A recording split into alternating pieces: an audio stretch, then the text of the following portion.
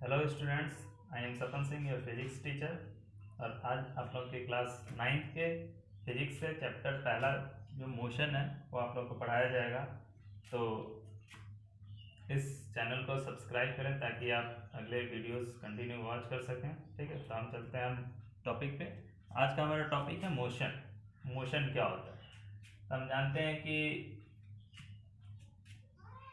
birds fly, animals run, human beings move, everything, living things and so many non-living things are moved from one place to another place.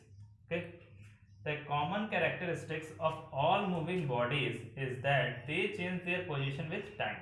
एक common characteristics होता है सभी moving bodies का, ये होता है कि वह टाइम के रिस्पेक्ट में अपनी पोजीशन को क्या करती है, चेंज करती है। ठीक है, तब we can now define motion as follows. हम अब मोशन को इस तरीके से डिफाइन कर सकते हैं कि body is said to be in motion और moving when its position changes continuously with respect to a stationary object taken as a reference point at our surroundings. ठीक है, एक बॉडी को हम तभी कह सकते हैं कि वो बॉडी मोशन में है जब वह अपनी पोजीशन को कंटिन्यूअसली चेंज कर रही है किसी एक स्टेशनरी ऑब्जेक्ट को अगर हम रेफरेंस पॉइंट मान के चले। सपोज दैट हम जानते हैं कि जैसे एक ट्री है, तो ट्री एक स्टेशनरी ऑब्जेक्ट है, वो जहाँ रहता है वहीं रहता है, फिक्स पॉइंट है। फिक्स पॉइंट तो उससे रिलेटेड उसको रेफरेंस पॉइंट मान के अगर हम किसी दूसरे ऑब्जेक्ट को देखें, जैसे कार चल रही है, तो कंटिन्यूअसली अपने पोजीशन को उस ट्री के रिस्पेक्ट में अपनी पोजीशन को कंटिन्यूअसली क्या करिए, चेंज करिए। तो उस कंडीशन में हम कह सकते हैं कि car is in motion. Okay, तो मोशन पूछेगा व्हाट इज मोशन, तो body is said to be in motion when its position changes continuously with respect to a stationary object taken as a reference point. ठीक है, अब कभी कभी ये भी पूछ देता है कि अगर मोशन है तो मोशन का ऑपोजिट होता है rest. What is rest? The body is said to be in rest if it does not change its position with respect to time or with reference to a stationary object. Okay, so what is rest? The body is said to be in rest if it does not change its position with respect to time. तो हमने पढ़ा यहाँ पे motion क्या होता है, rest क्या होता है। आगे आता है इस चैप्टर में हमारा डिस्टेंस। डिस्टेंस दूसरी चीज होती है डिस्प्लेसमेंट। डिस्टेंस क्या होता है, डिस्प्लेसमेंट क्या होता है। ठीक, तो the distance travel bye a body is the actual length of the path covered bye a moving body irrespect of the direction in which the body moves or body travels। ठीक है, distance क्या होता है, the distance travel by your body is the actual length of the path covered by your body. Suppose that a body moves from A to B then from B to C. Suppose that A B is equal to 4 km, B C is equal to 3 km, then the distance will be the actual length of the path covered by the body। तो actual length क्या हो जाएगा हमारे यहाँ पे, ए से B तक गया 4 किलोमीटर, बी से सी तक गया 3 किलोमीटर। तो यहाँ से जो डिस्टेंस हो जाएगा हमारा वो हो जाएगा 4 + 3 = 7 किलोमीटर। यहाँ से यहाँ तक 4, यहाँ से यहाँ तक 3, 4 + 3 = 7 kilometre. This is the distance. ठीक, अब इसको हम किस चीज में मेजर करते हैं, तो मीटर, किलोमीटर, सेंटीमीटर, इन सारी चीजों में मेजर करते हैं। यहां से इसका एसआई यूनिट हो जाता है हमारा मीटर। ठीक है, क्योंकि लेंथ का जो एसआई यूनिट होता है वो क्या होता है, हमारा मीटर होता है। डिस्टेंस भी क्या है यहाँ पे, तो लेंथ है। क्लियर? और ये एक स्केलर क्वांटिटी है।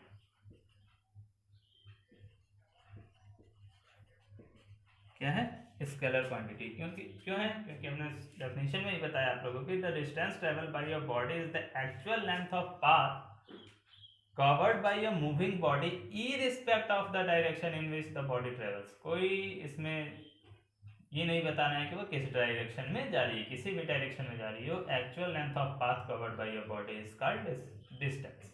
ओके, इसलिए ये क्या है, स्केलर क्वांटिटी है, क्योंकि इसमें केवल मैग्नीट्यूड होता है, डायरेक्शन की जरूरत नहीं होती है। आगे हमें पढ़ना है डिस्प्लेसमेंट क्या होता है। ठीक, तो when a body moves from one position to another, the shortest or we can say that straight line distance between the initial point to the final point is along with the direction is known as displacement. ठीक है, when a body moves from one position to another, the shortest or we can say that the straight line distance between the initial position and final position of the body along with direction is known as displacement. Suppose that यही condition अगर हम लेके चलें, A से B तक गया 4 kilometre, B से C तक गया 3 किलोमीटर। तो इस कंडीशन में हमने देखा कि इससे डिस्टेंस कितना कवर किया था, 4 + 3 7 kilometre. Actual length of path cover कर मेजर कर लेंगे हम। यहाँ पे डिस्प्लेसमेंट में अलग हो जाता है। ठीक है, when a body moves from one point to another, the shortest distance between the final position to its initial position is called displacement. ये हमारा क्या है, इनिशियल पोजीशन है, यहाँ से हमने चलना शुरू किया, ये हमारा क्या फाइनल पोजीशन है। तो इसका शॉर्टेस्ट डिस्टेंस क्या हो जाएगा, एक स्ट्रेट लाइन इसके बीच में ड्रॉ कर दें तो यही क्या हो जाएगा, इसका शॉर्टेस्ट डिस्टेंस हो जाएगा। और इसी शॉर्टेस्ट डिस्टेंस AC को हम क्या कहेंगे, डिस्प्लेसमेंट कहेंगे। और यहाँ पे अगर हम AC फाइंड करें या डिस्प्लेसमेंट फाइंड करें तो इसको हम मेजर करके डिस्प्लेसमेंट फाइंड कर सकते हैं। यहाँ पे क्या है कि सपोज द 90 डिग्री का एंगल बना रहा है, तो उस कंडीशन में हम पाइथागोरस थ्योरम लगा के AC की वैल्यू निकालेंगे तो ये हो जाएगा √4 का स्क्वायर प्लस 3 का स्क्वायर 16 प्लस 9 25, तो डिस्प्लेसमेंट हो जाएगा 5 किलोमीटर। अब यहाँ पे हम देखते हैं कि डिस्टेंस क्या था 7 किलोमीटर, डिस्प्लेसमेंट क्या आ गया 5 किलोमीटर। तो एक ही चीज़ में डिस्टेंस अलग आ गया, डिस्प्लेसमेंट अलग आ गया, लेकिन यहाँ पे 5 किलोमीटर के साथ साथ डायरेक्शन देना जरूरी है। तो हम यहाँ पे डायरेक्शन भी बना लेंगे, नॉर्थ साउथ,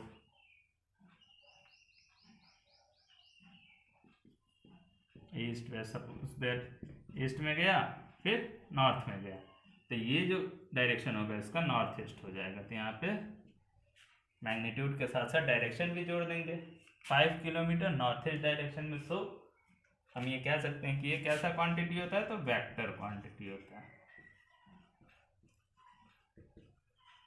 क्या होता है, वेक्टर क्वांटिटी होता है। तो इस तरीके से हम मोशन पढ़े, रेस्ट पढ़े, डिस्टेंस पढ़े, डिस्प्लेसमेंट पढ़े। अब distance is a scalar quantity, displacement is a vector quantity. ठीक, डिस्टेंस स्केलर क्वांटिटी क्यों है, because it has only magnitude, it has no specified direction, but displacement has magnitude as well as direction. Okay, so displacement is a vector quantity. अब बात की जाए कि distance zero नहीं हो सकता, distance can not be zero but displacement can be zero. अब कैसे, तो यहाँ पे हम छोटा सा एग्जांपल लेकर सपोज करते हैं कि डिस्टेंस अगर हम यहाँ से चले थोड़ा ही दूर तो कुछ ना कुछ डिस्टेंस एक्चुअल लेंथ कवर किए हैं, एक्चुअल लेंथ ऑफ पाथ, तो कुछ ना कुछ डिस्टेंस होगा ही होगा। बट डिस्प्लेसमेंट अगर सपोज दैट यहाँ से चले और फिर यहाँ वापस आ गए, उस कंडीशन में इनिशियल पॉइंट और फाइनल पॉइंट दोनों क्या हो जाएगा, सेम हो जाएगा। तो उस कंडीशन में जब इनिशियल पॉइंट फाइनल पॉइंट दोनों सेम हो जाए, डिस्प्लेसमेंट क्या हो जाता है, जीरो हो जाता है, बट डिस्टेंस यहाँ पे क्या होगा, इन चारों का सम। ठीक, the distance traveled by a moving body cannot be zero, but the final displacement of a moving body can be zero। ठीक है, डिस्प्लेसमेंट हमारा जीरो हो सकता है लेकिन डिस्टेंस हमारा जीरो नहीं हो सकता। ठीक, तो आगे हम पढ़ेंगे uniform motion and non uniform motion.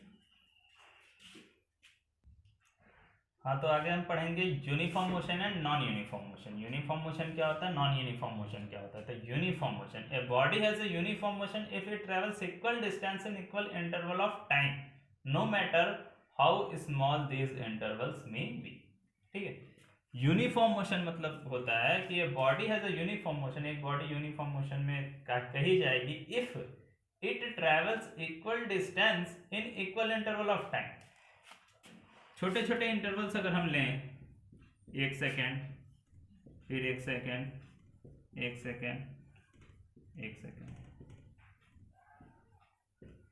Suppose that पहले 1 सेकेंड में कोई बॉडी 2 मीटर का डिस्टेंस कवर कर रही है, दूसरे 1 सेकेंड में 2 मीटर का, तीसरे 1 सेकेंड में 2 मीटर का, चौथे 1 सेकेंड में 2 मीटर का डिस्टेंस कवर कर रही है अगर कोई बॉडी, तो उस कंडीशन में हम कह सकते हैं कि वो बॉडी जो है वो किस में है, तो यूनिफॉर्म मोशन में है।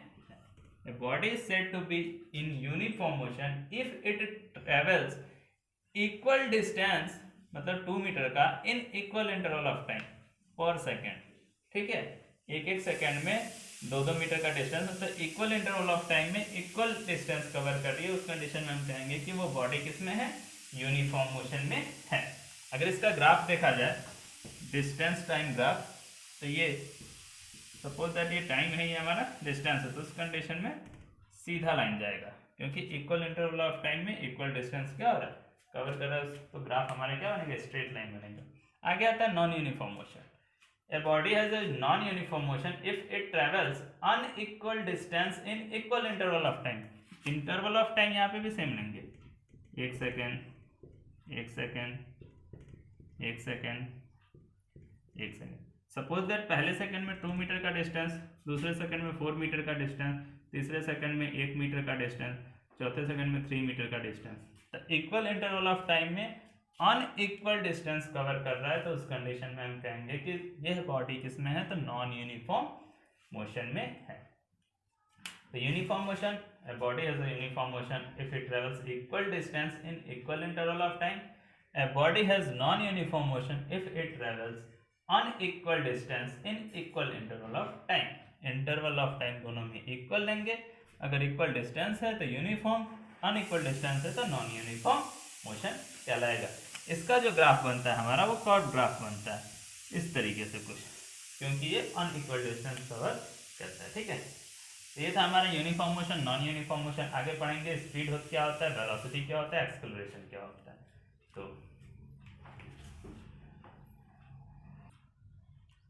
तो आगे हमें पढ़ना है स्पीड एंड वेलोसिटी। स्पीड क्या होती है, वेलोसिटी क्या होता है। ठीक है, तो सबसे पहले हम स्पीड देखेंगे। What is speed? We can say that the speed of a body gives us an idea how slow or fast a body moves. If a body moves, then how can we define a body is moves fast or slow? That the speed of a body gives us an idea how slow or fast that body is moving। ठीक है, अगर कोई body move कर रही है तो उस condition में वो तेज मूव कर रही है या स्लो मूव कर रही है, इसको हम डिफाइन करते हैं किससे, तो उसके स्पीड से। तो इस कंडीशन में we can say that the speed of a body is the distance travel it per unit time. किसी भी बॉडी द्वारा पर यूनिट टाइम में जितना डिस्टेंस ट्रेवल किया जाता है वो उस बॉडी का क्या कहलाता है, स्पीड कहलाता है। ठीक है, तो इस तरीके से हम कह सकते हैं speed is equal to distance upon time. Per unit time में जितने मीटर का डिस्टेंस या जितने किलोमीटर का डिस्टेंस ट्रेवल करेगा अगर कोई बॉडी, उसको हम कहेंगे उस बॉडी की वो स्पीड है। सपोज दैट 5 मीटर का डिस्टेंस 1 सेकेंड में ट्रेवल कर रहा है, तो उस कंडीशन में उसकी स्पीड क्या हो जाएगी, 5 मीटर पर सेकेंड। तो यहाँ से स्पीड का ऐसा यूनिट अगर हम बताएं तो हो जाता है मीटर पर सेकेंड, क्योंकि लेंथ की ऐसा यूनिट मीटर होती है और टाइम की ऐसा यूनिट सेकेंड होती है। तो स्पीड यहाँ से हो जाएगी meter per second. Speed equal to distance upon time. Speed को हम v से डिनोट करते हैं, तो v equal to s upon t। Distance को s से भी डिनोट किया जाता है। ठीक है, तो v equal to speed, s equal to distance travel and t equal to time taken to travel the distance. Clear? इसमें भी पूछता है कि एवरेज स्पीड क्या होती है, तो सेम यूनिफॉर्म मोशन में पढ़े थे वही एवरेज स्पीड भी होता है। सॉरी, एवरेज स्पीड क्या होता है, the average speed of a body is the total distance traveled upon total time taken। Speed तो हो गया, आगे पूछता है एवरेज स्पीड। एवरेज तो ये हो जाता है total distance travelled upon total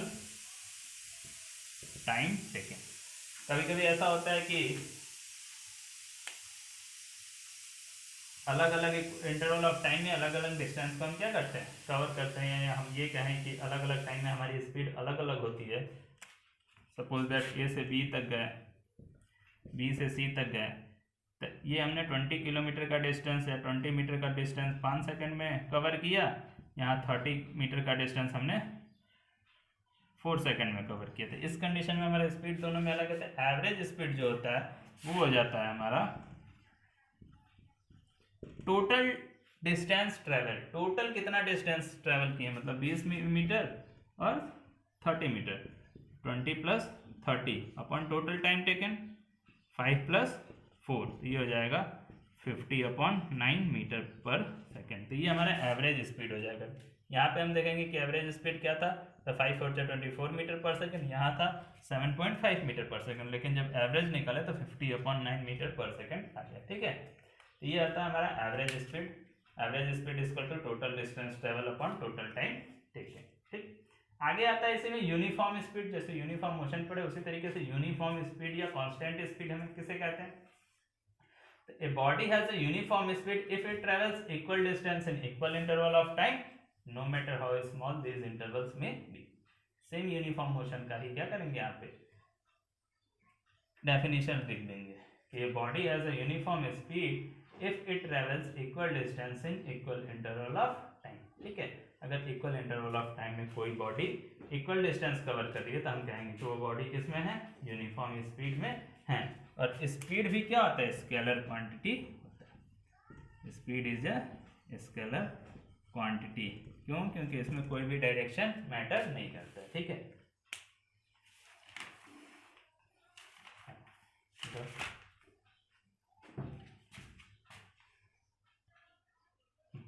आगे हम पढ़ेंगे वेलोसिटी क्या होता है। तो velocity of a body is the distance travel bye it per unit time in a given direction. जो स्पीड की डेफिनेशन होता है सेम वेलोसिटी की डेफिनेशन होता है, बस वेलोसिटी में हम क्या करते हैं, डायरेक्शन को ऐड कर देते हैं।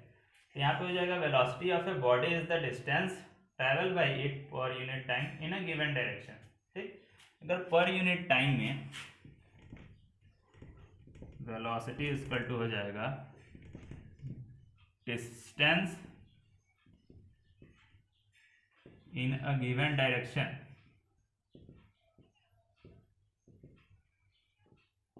Upon time. Per unit time में जितना डिस्टेंस कवर करती है किसी स्पेसिफाइड डायरेक्शन में, तो उस कंडीशन में हम कहेंगे कि वह उसकी क्या है, वेलोसिटी। ठीक है, या इसका भी हम v equal to S upon T लिखते हैं। ठीक है, where v equal to velocity, s equal to distance and t equal to time taken, या s इक्वल टू हम यहाँ पे कह सकते हैं डिस्प्लेसमेंट। ठीक है, इसका भी ऐसा यूनिट सेम होता है स्पीड के, जिसको हम कहते हैं मीटर पर सेकेंड। ऐसा यूनिट होता है मीटर पर सेकेंड, और ये हो जाता है हमारा वेक्टर क्वांटिटी,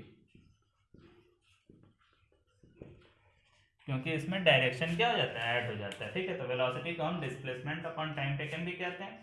ठीक, स्पीड को डिस्टेंस अपॉन टाइम टेकन कहते हैं। डिस्टेंस जो है, सॉरी, स्पीड जो है वो क्या है, स्केलर क्वांटिटी है, वेलोसिटी क्या है, वेक्टर क्वांटिटी है। ठीक, आगे आता है यूनिफॉर्म वेलोसिटी। तो a body has a uniform velocity if it travel in a specified direction in a straight line and moves equal distance in equal interval of time। अगर कोई body equal interval of time में equal distance cover करती है इन a specified direction या किसी straight line में, तो उस कंडीशन में हम कहेंगे कि वो बॉडी किसमें है, तो यूनिफॉर्म वेलोसिटी में। यूनिफॉर्म स्पीड का ही डेफिनेशन यहाँ पे यूज होगा, बस उसमें क्या करेंगे, गिवन डायरेक्शन या स्ट्रेट लाइन का यूज करेंगे। ठीक, the velocity of a body can be changed in two ways. देखो, वेलोसिटी ऑफ बॉडी दो तरीके से चेंज हो सकती है। पहला होता है by changing the speed of a body, body की स्पीड को चेंज कर दे तो उसकी वेलोसिटी चेंज हो जाएगी। दूसरा, by keeping the speed constant but changing the direction. अगर उसके स्पीड को कांस्टेंट रखें, अगर उसके डायरेक्शन को हम घुमा दें तो भी उसकी वेलोसिटी चेंज हो जाती है। ठीक है, ये चीज़ हमेशा ध्यान रखना। उसी तरीके से जैसे डिस्प्लेसमेंट डिस्टेंस का है कि डिस्टेंस जीरो नहीं हो सकता, डिस्प्लेसमेंट जीरो हो सकता है, उसी तरीके से स्पीड जीरो नहीं होती है लेकिन वेलोसिटी जीरो हो सकती है अगर कोई बॉडी मूव कर रही है उस कंडीशन में। अगर कोई बॉडी रेस्ट में है तो फिर दोनों जीरो होगा। ठीक है।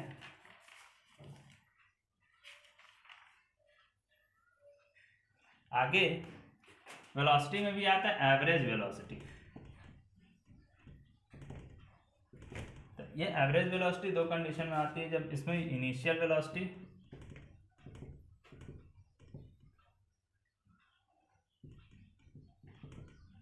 Plus final velocity